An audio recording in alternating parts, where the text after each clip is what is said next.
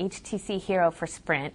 This is the first Google Android device for the carrier, and as you may or may not know, Sprint decided to wait on offering an Android smartphone till now because they didn't think the operating system was quite ready when it first debuted, and thinking they were right to wait because it might have paid off for Sprint here.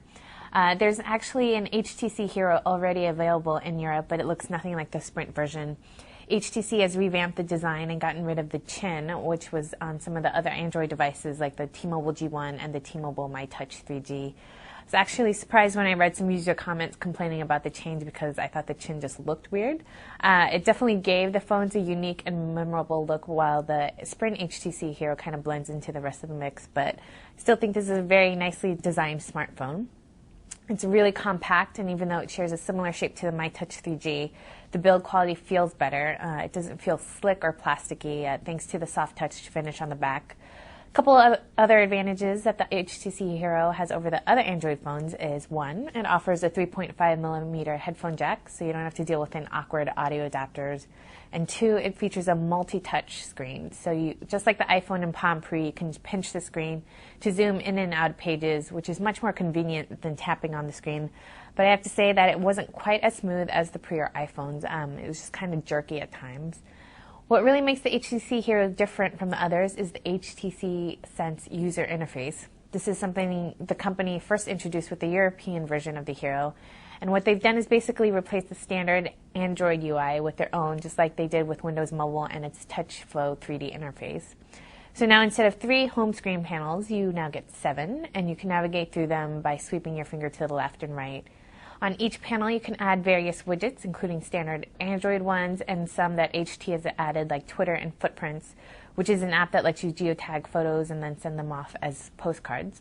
On top of all that, there's something called Scenes, which lets you change the theme of the phone depending on whether you're at work, traveling, or out on the town, and so forth. For example, the work screen shows you things like upcoming appointments and stock quotes, whereas the travel scene will display things like footprints, to clocks, and other information.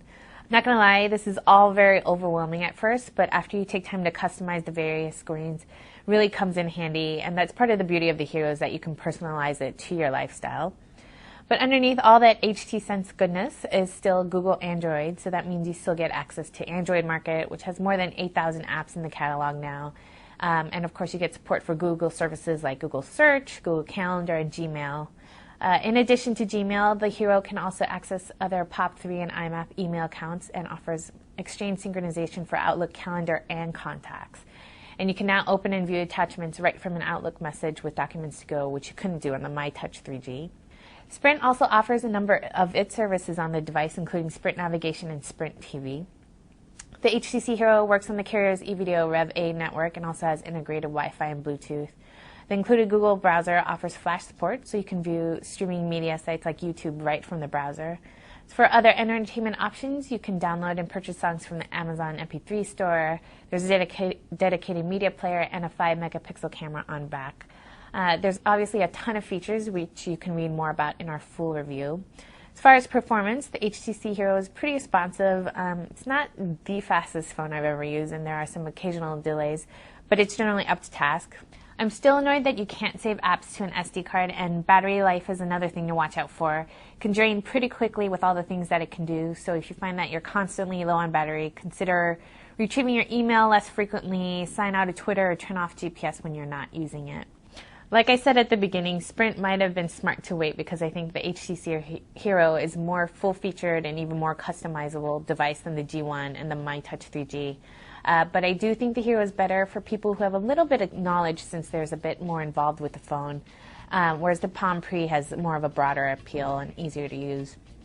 Still, it's a very capable device and an incredible value at $179.99 with a 2-year contract. The HTC Hero will be available from Sprint starting on October 11th. I'm Bonnie Cha, and this has been your first look at the HTC Hero for Sprint.